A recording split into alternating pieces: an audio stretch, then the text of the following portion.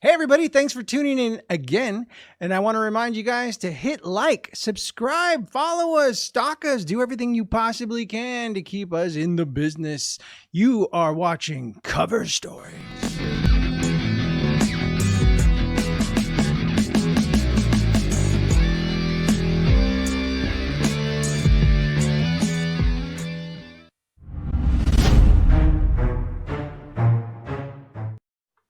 All right, let's welcome our first guest, Jason Stewart. Okay. Oh my God, an audience. We also got another funny man, John Saponaro.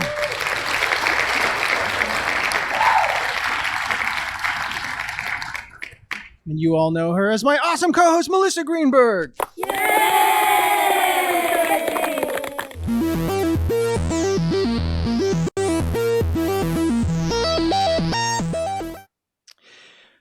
Well, a California woman was rudely awakened by the sounds of an intruder in her home.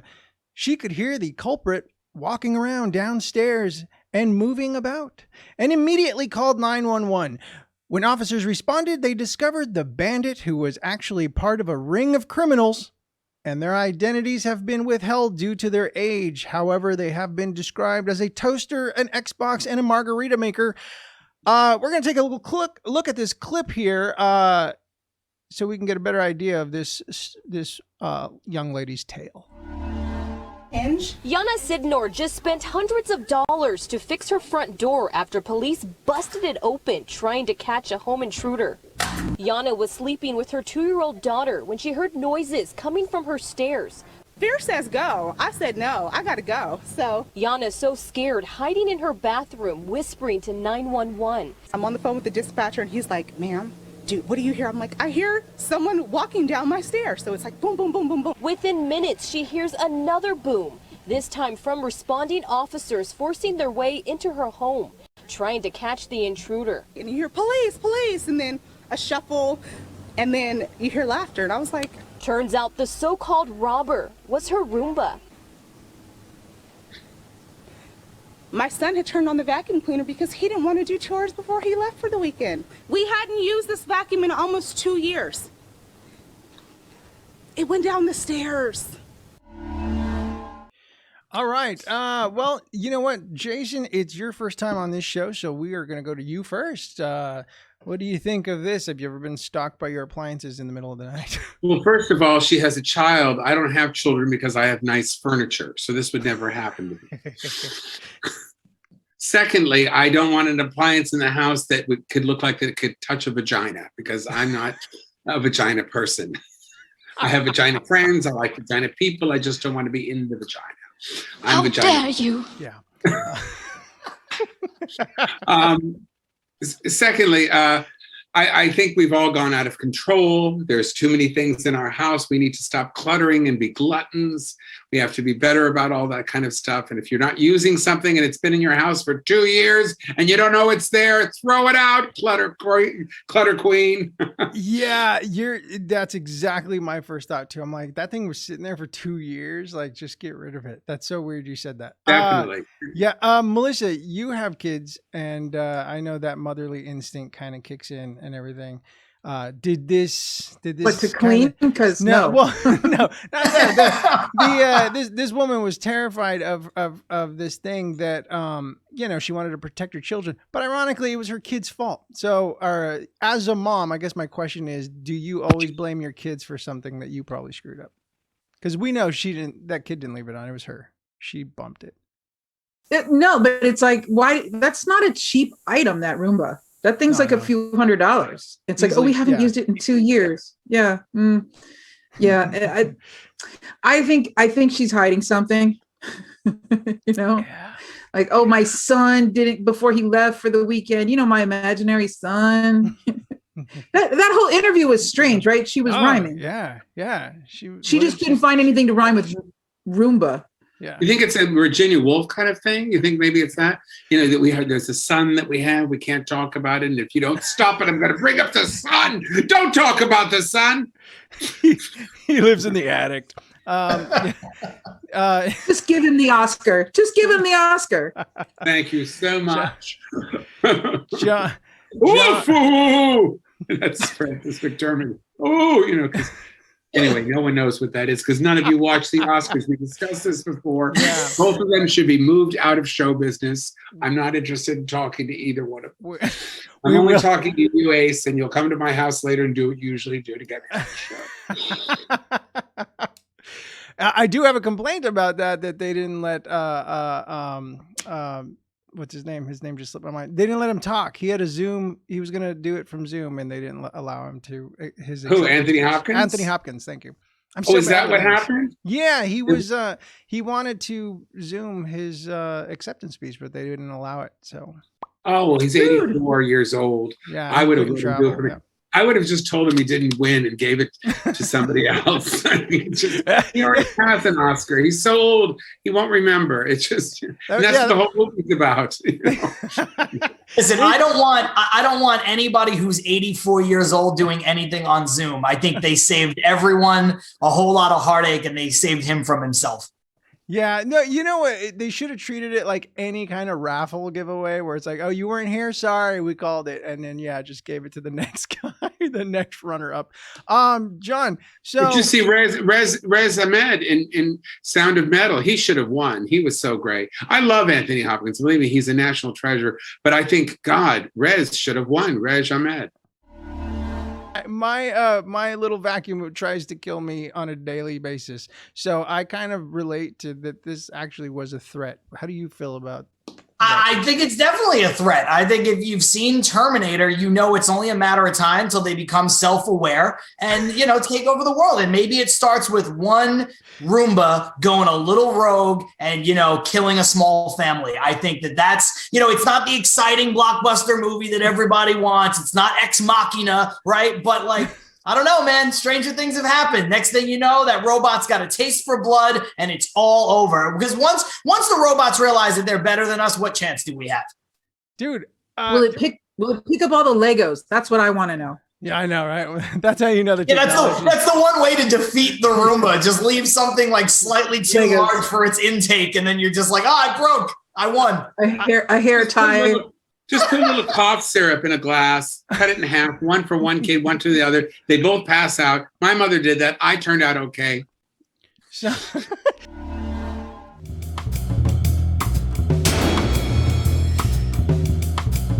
the worst movie I've ever seen in a movie theater, I was probably 17 or 18 years old. It was Stephen King's Dreamcatcher. That is the single worst movie I've ever gone to. Oh, no, you're so wrong. I have been in 10 times more worst movies than you've ever seen. Well, that's the worst movie I've ever seen in a theater. Okay, I can pick movie. I was in the movie, not the Last Emperor, The Lost Emperor. I was in Robert Tessier from The Longest Yard was in. He had eyebrows that kept changing. That was my first part. I was gay dude number 1. Yes, and I was being mugged, and my line was, "Give me back my purse." Yes, that's my entrance into show business. Thank you very much. They made me wear the makeup girl's blouse because my blouse was too blousy and they wanted something tight. I look like Philip Seymour Hoffman in Boogie Nights. You like grand films like Dances with Wolves. I do. I love stuff like I love epics. I love things that are just kind of like film, like, you know what I mean? You'll have to come to my house and watch my big screen TV. I've heard that before. You get there and he just has the latest iPhone and you go, I've been in an iPhone movie. I have. I was in Tangerine, which was the biggest film, the most successful film that was done on an iPhone. I thought that was a total sex tape joke. No, God, you never heard of Tangerine? Yeah, but I totally thought you were setting up a sex joke. No, I don't have sex. I haven't had sex in so long. My boyfriend's name is Pornhub. Give me 2 seconds. I'm not an action film person. I can't bear them because they're all so boring. They're all about chasing people. And you know the skinniest person always gets to get away. If they work out, they get to get away. That's it. If you're an Asian person, you die right at the beginning of the movie. If you're black, they let you stay a lot longer now. If you're Latino, you can stay there if you can fix something. And if you're a woman over 40, they don't even kill you anymore. You just walk away and never come back. I did extra work on the Buddy Holly story.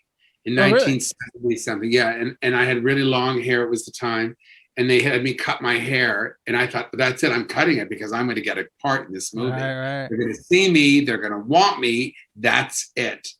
And I wound up sitting, and they shot me from the back of the head. All these people watching the show, and that was my part. I would say, where do you guys want me to be? I walked in. Yeah, what's going on? You know, what can I do? I'm ready.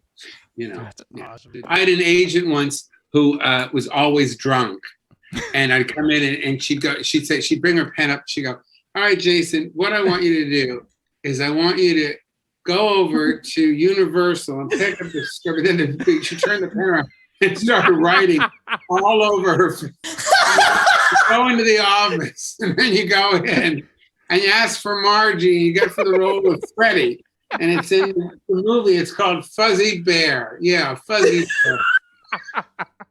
Oh my God! See, that's a character. That's something. It was the that's funny. A character Well, I played variations of that character. I was just so drunk, and How are you not dying laughing? Is what I completely lost it. She says, everything is a joke to you. Everything is a joke to you. I don't know why, Did she get you a lot of work? No, nothing. I had another agent. Her name was Tina Marie, which was the name of my childhood dog. And she would talk like this. She'd say, Melissa, go over to see Ace and talk to him about getting on his show and cover stories. It's really great. And and she had her office in the back of her brother-in-law's hair wig salon. It was just this is the shit that I had to go through to deal with in my career. It's just awful. Yes. Okay. If you want to read about my career, you can in my book. It's called Shut Up, I'm Talking. It's my autobiography, and it's available on my website, jasonstewart.com, or Amazon. What is your name? D'Angelo. Bear Cub? Yeah, Bear. You're going down like this so much. You're like, go pull yourself up a little. You're falling out of the screen. You're too handsome not to be seen. Sit up and take your top off. I should just go over like this. I should do the whole show like this. Yeah, that's enough. We're going to get sued. Yeah. By me, actually. So yeah. We have to be paid in order to be sued, don't we? Yeah. Right? Let's say we do another article. That's a nice thing to say. Why is that not a nice thing? He's nice. lower and lower and lower. He's going to become a spot on the couch soon. We're going to just get his forehead. We'll credit his forehead. It'll be, hi, how are you? Yeah. These are the show. You won't know whether that's me or my tush.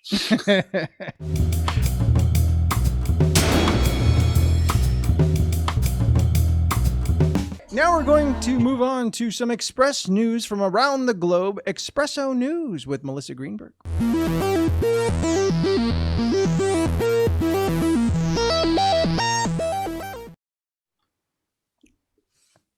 Taking a day off work can be a rejuvenating experience, particularly after a series of long shifts at a hospital. One Italian hospital worker in the Calabrian city of Catanzaro, however, turned his break into a lifestyle, and he skipped work for 15 years. So this Italian worker got away with not going to work for 15 years and made $648,000 in the process. He's 66 years old. He stopped showing up at work, allegedly, in 2005, and he threatened his manager to prevent her from telling on him. And so he's been called the king of absenteeism, and he would have gotten away with it, but they put in some new laws in like 2016. If it wasn't for those pesky kids, yeah.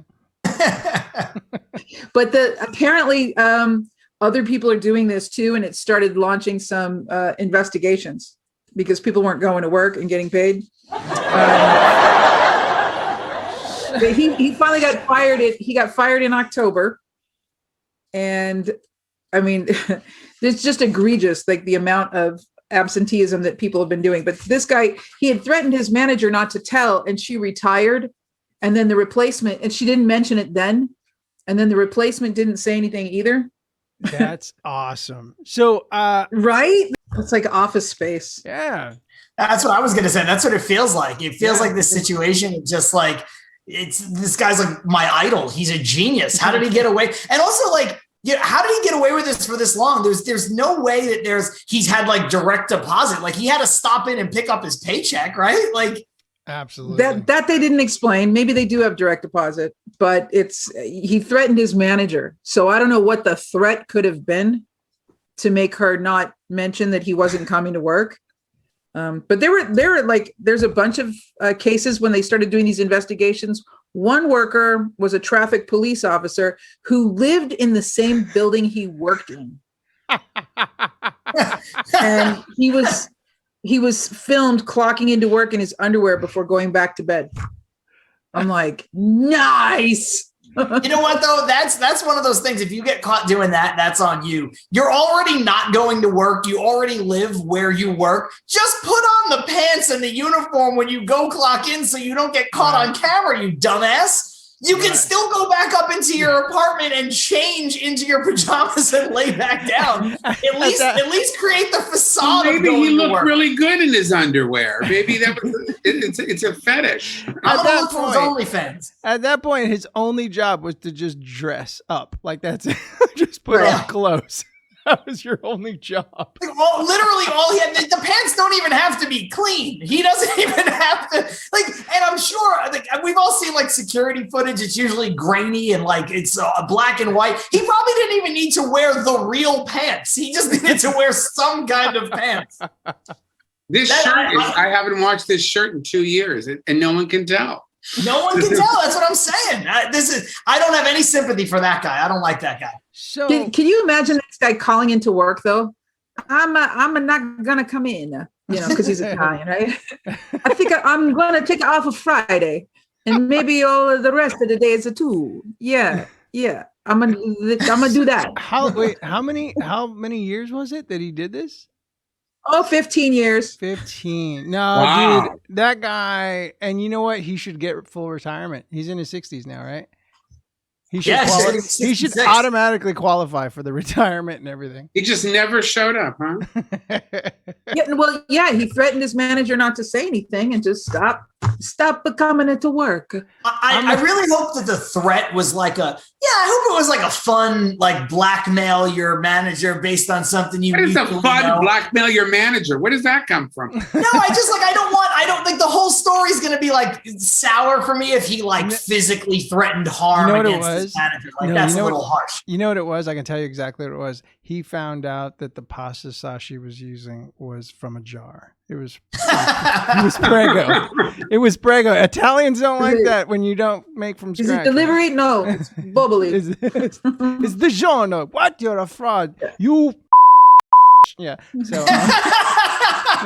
I hope that he knew that she was also not showing up to work, and he was like, "If you blow the whistle on me, I'm blowing the whistle on you. We're going down together." Well, they changed those laws because in 2016, I guess 35 workers at the town hall were caught doing the same thing, and they've been skipping work for at least 2 years while getting paid.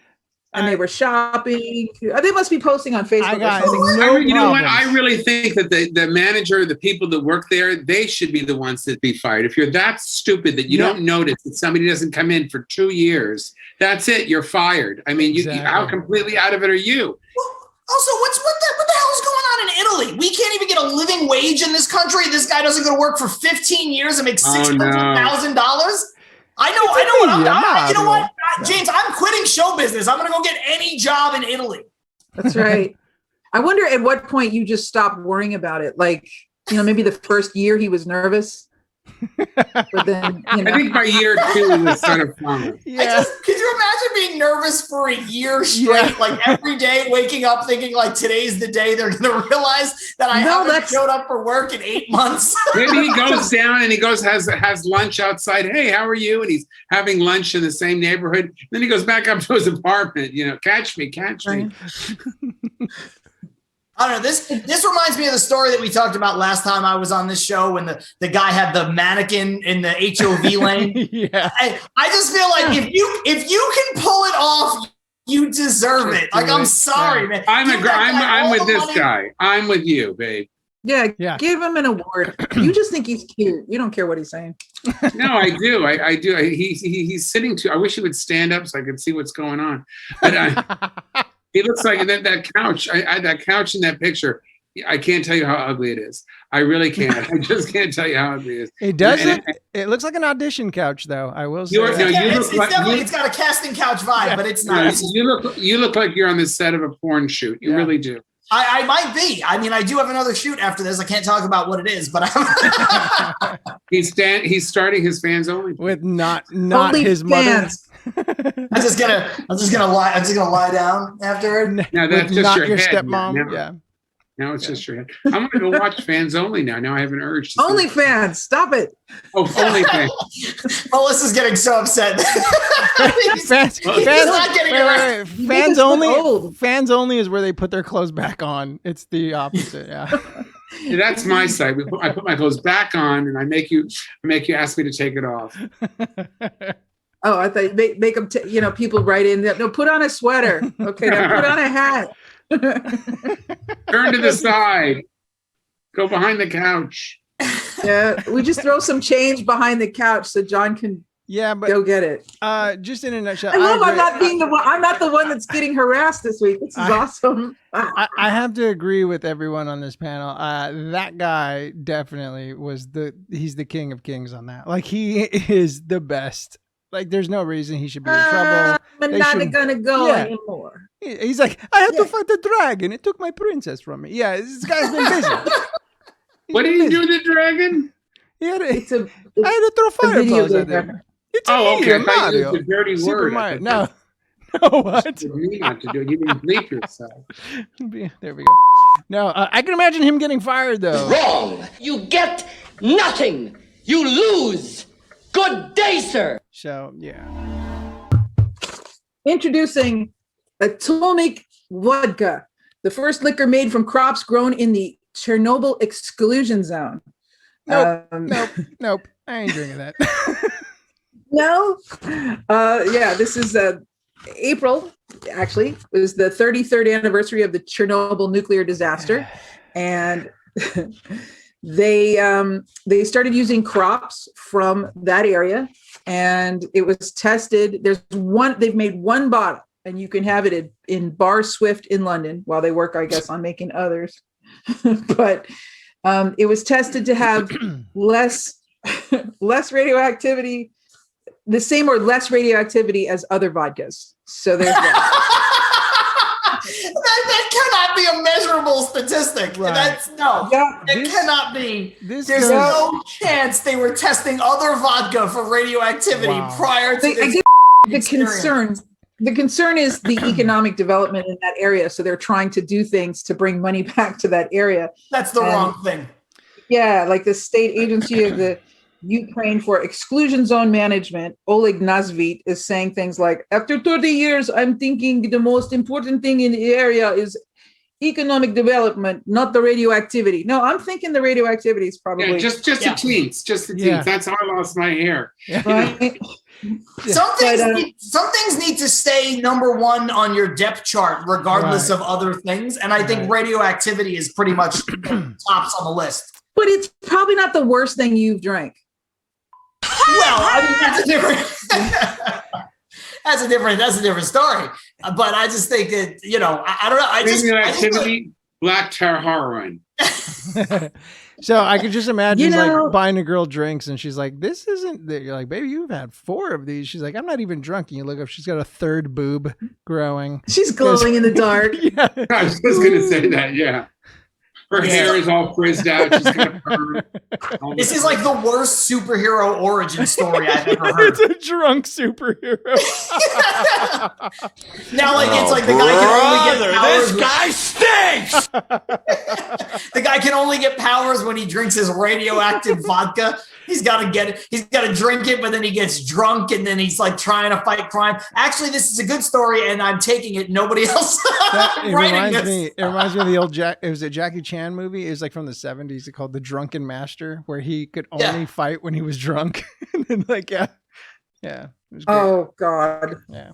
Oh, good old Jackie Chan. Whatever. No, He's still around. You know, I've been to Russia, and the alcohol that they make there for them at the time is different than what they are exporting.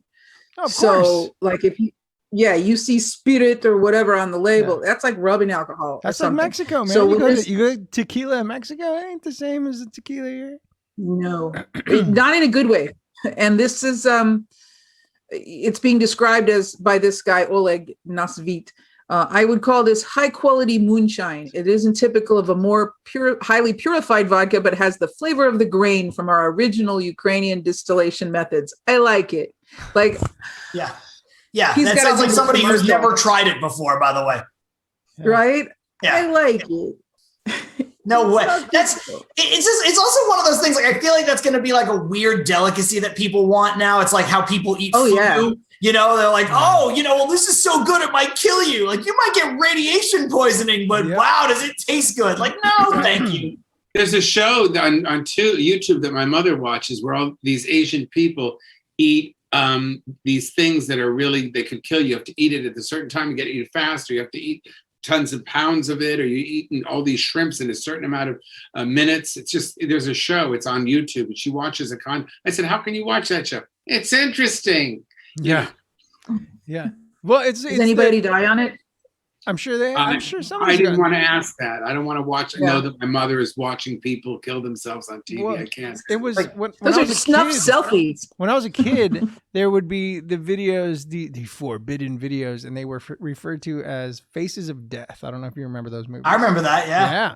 And that was early internet age. That's like right in our wheelhouse. Yeah. And you would watch all these people just dying. You would see an execution. You would see, and I remember the alligator that just ripped off this dude's arms. And there was the one guy that was walking along the tracks and touched the third rail and exploded. Yeah. Remember that one? So and we used to watch these. We used to watch these when we were like, they were forbidden. It was the cool thing to do. But then now, thanks to the internet, it's everywhere. And then it's like, we've been so disconnected by it that we now watch shows, like Jason just said, where it's just like, look, they're going to eat this until they die. And then you're like, yeah, cool. Or maybe just almost die. Yeah. So this is how we end up with a culture of people eating Tide Pods. Right. Yeah. I mean, look, though, I got to be honest. Like, Tide Pods do look like candy. I'm not like, I just like, I have a whole package of them. And every time I take them out, like, I'm not tempted to eat one. Like, I'm a grown up and I'm not an idiot. But like, I look at it and I'm like, I can see why someone would eat this. It kind of looks delicious. It looks like candy. Like a gummy. It does. It looks like one of those crazy gummies. It's like 4 different flavors. Like, it's just, I mean, no, it's detergent in a hermetically sealed pouch, but like, it looks like I could see how like stupid kids would do that. Yeah, and you know why I could defend kids on that? Like, even though it's stupid to do that, when I was little, I don't know if you guys had done this, but when I was little and my parents would let me put gas in the tank at the gas station, I used to smell the gasoline. Like, it just was, there was something, maybe it was at the time it was leaded gas. I have no idea. But, oh my God. But gasoline, when you're young, for some reason, it's like so potent. You're like, wow, this smells really cool. Like, you're just sitting there huffing gas fumes. And you were huffing gas fumes. Yeah, that explains a lot. 9 years old. And now I can't tolerate the smell of gasoline. It freaks me out, but yeah.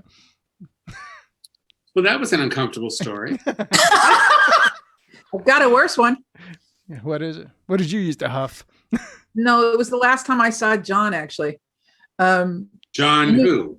Saponaro, the bear cub. I was, I don't know where you were working, John, or what you were doing down there. You were in Coney Island, and I was down there for the day. And somehow you were involved in fruity drinks. Oh. Did you work Coney Island? I did, and one of my buddies used to bartend over at, there's a place called Place to Beach that's right over there that served like the fruitiest of fruity drinks. Frozen yes. thing. You know, just pure sugar and alcohol, which is just sugar. Yeah. Oh God, you know, and I don't really drink. I mean, I used to, but I'm old now. And I was just sitting in the sun all day. We were out all day. For like 10. We're just soaking up the sun and drinking those fruity frozen things. And finally, when we came time to leave, we're in the subway, and I threw up in a trash can in the subway in front of everybody. I said, excuse me 1 second. It's just bad. Pretty. Wait. Yeah. But you said it was worse. How is this worse? I don't know if it's worse, but it's worse because it happened to me. I once threw up out of the passenger side of a moving yellow cab on the BQE. Right. And I thought I was super slick. Like I thought, because like a bunch of my friends were real drunk and they were in the back. I had to sit in the front. I was the one holding it all together. And I was drunk, but I was like, okay, I'm good. And then I'm sitting there and I'm like trying to talk to the cab driver the whole time and like keep the peace. And then like, we're like 15 minutes from where I live. And you know, when you got that, like that drinking puke, you're just like, oh, it's happening. Like there's nothing I can't do. I can't hold this in for 15 minutes. And so I was like, and then I was like, yeah. And I just rolled down the window and was like, and then rolled up the window and just like kept talking to him like nothing happened. And in my head, I was like, nailed it. Yeah, drunk puke is always like a weird, like you said, it just happens. Like when a baby's having fun, you're like bouncing a baby and they're like, yay. And then all of a sudden they just freeze, their face locks up and they're like, wow, yes, just shoot it. Yeah, it just hits you like that. My girlfriend, I'll tell a story on her behalf. Girlfriend? Yeah, she, calm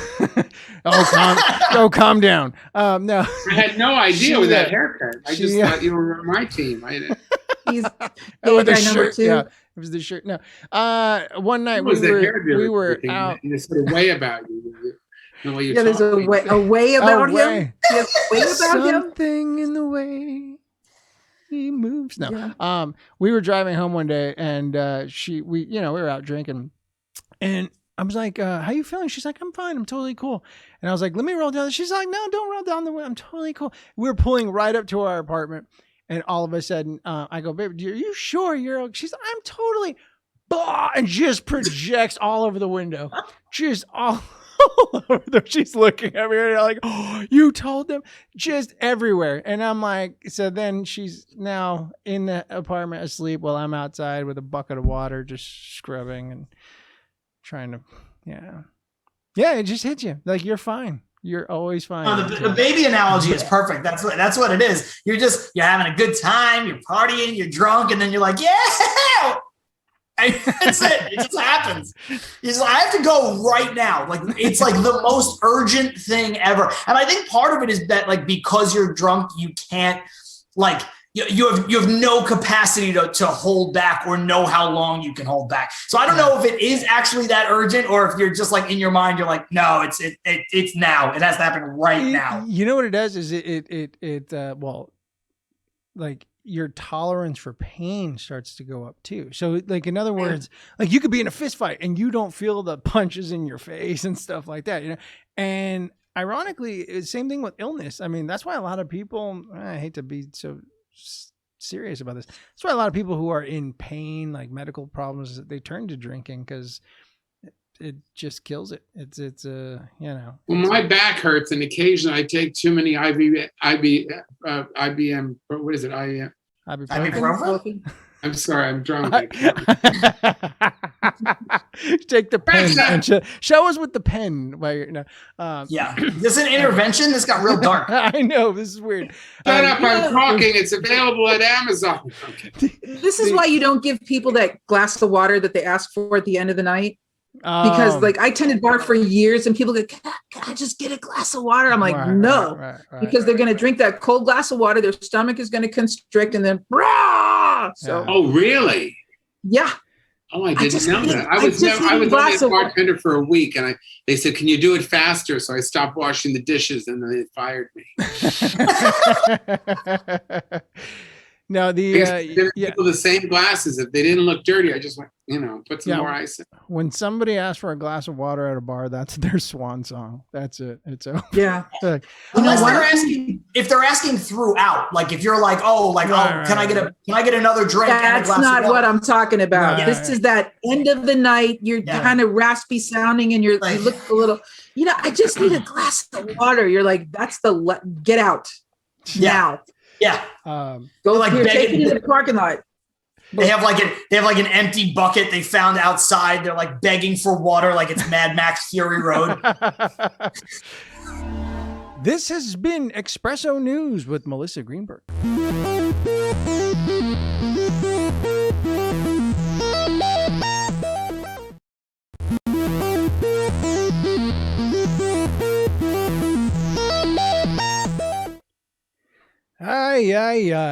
A Michigan woman learned the true meaning of keeping your eyes peeled. When she fell asleep with her contact lenses in and woke up to remove them, she reached over to apply some eye drops, but instead used nail glue. She was pronounced dead at the scene. So let's see here. I don't have. No, she wasn't. No, she wasn't. It was very cornea. That is called crazy glue. That is what the glue is for nails, because I see my mother using it all the time because she lives next door, because I've become that spinster that lives at the end of the block next door to his mother. And people say things like, oh my God, Jason Stewart, he never found anyone. He's alone. And then when kids throw their balls on my grass, I keep them. No, it's crazy glue, and it's crazy glue for a reason, because it is crazy. It is crazy to keep that anywhere near anything. It should be locked in a drawer.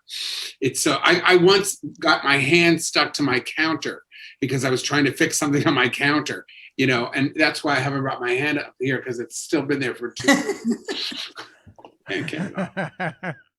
What my biggest takeaway was that in both stories, the first one and this one, there was an example of like other people who have done the same thing. Like there was another couple in North Carolina that had the problem with the Roomba. And with this one, it's like, this is the 4th person this year to mistake eye drops for crazy glue. And I'm like, stop. How is this happening to so many people? I have no faith in humanity. Everything sucks. And we had our shot and we failed. Yeah. They're drunk. That's why they're drunk. No, I think it's because they make the tubes that seem the same. I mean, it's really got to be. Crazy glue has to have a big little, like a bib on it, or a little skirt or something that shows it's for ladies, or I don't know, whatever. This one, this one. Okay, so this one, you put yourself in that person's place, and then you go, okay, I can see where her makeup stuff is all bunched up on the side of her bed, so I can see how that would be a. No, put your crap away. You should. Yeah, I agree. Put it back where it belongs. It's not like the girl that put the Gorilla Glue in her hair. Like that was a completely different. That was intentional. She did that on purpose. Yeah, that's what I'm saying. That was a style choice. Because she thought it was a styling like gel, like a. Oh my God! And she ended up.